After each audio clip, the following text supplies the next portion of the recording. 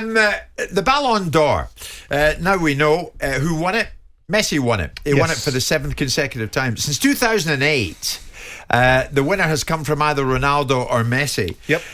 I mean, apart from Toni Kroos in 2018, it's been between these two. I mean, Simon, basically the question I would put this lunchtime is, these two, phenomenal. Yeah. But is it now so predictably boring that it's time to scrap it? And the reason I'll ask you that, football, now, isn't it? Is it or is it not a team sport? It is, but ultimately individual contributions are so compelling. And I would make the same argument that it is about teams, but you have to recognise the greatness of certain individual players. So Lewandowski might have won it in 2020, but that was removed from the roster because of COVID. So you look at the dynamics of it and say, okay, how compelling a proposition in world football is Lionel Messi and Cristiano Ronaldo? I think they're as compelling as you get.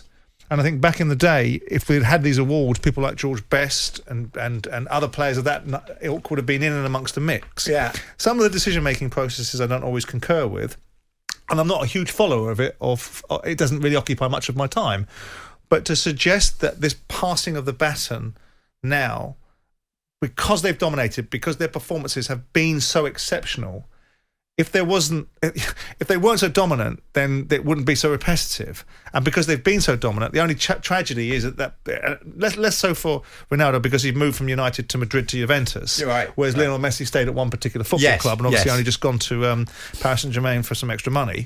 The bottom line is that the awards have looked very repetitive, but I think they have a space in place. I mean, when I grew up, it was the PFA Player of the Year awards that interested me, not the PFA, but the Player of the Year awards. Yeah. And what was going on in our landscape. So I don't know what do you think of it? Do you like it? Do you think it's redundant? Do you think it's repetitive? Do you think it needs a new structure? I think it's all of these things. Why? Because I agree with you. The two of them are phenomenal. I mean, what can you say that hasn't been said before about Ronaldo or Messi? But then when it came to the announcement of the winner, you knew it wouldn't be Lewandowski. You knew it would be one of the two, and you pretty much knew it would be Messi. Well, Lewandowski would have perhaps won it last year, but they didn't have one last year, did they? Because of COVID. But this year, in terms of whatever year we're talking about, it's primarily because of the Copa de America achievements, isn't it? Because he pretty much dragged them single-handedly to win a tournament that they've not won previously. Yeah. So with that in mind, you have to look at it, and then you have to look around the world and say, well, in this year, who's done something more compelling? I just think the relevance of it is somewhat diminished. Has it ever had any relevance? Well, there's another question. I mean, you look back in the day when has it? But I remember, I don't know about you, but growing up in the European Football of the Year, and people like Kevin Keegan won the European Football of the Year. Right. And the year before that, Alan Seamanson won it, because I remember watching it as a kid growing up, Danish player. Yeah. And it seemed to resonate more. But because of the availability of so many different awards, so many different functions, so much sport, that perhaps the fact you can see sport dawn till dusk Monday to Friday, scarcity is always something that creates demand. And if you haven't got scarcity of something, then eventually you'll diminish the demand for it. And I don't think the Ballon d'Or has any relevance, but you have to ask the football industry and the players themselves, because they rock up and get these awards. Oh, they do, yeah. I mean, there's an interesting question. No name on the message. What do you think about making it an award that you can only win once in your career? But you can't exclude excellence just because excellence keeps on being excellent. You can't turn around and say, well, I tell you what, excellence gets discounted this year because it's so good that we give it to someone else who wasn't as good as someone this year, but they didn't win it the previous year. Yeah.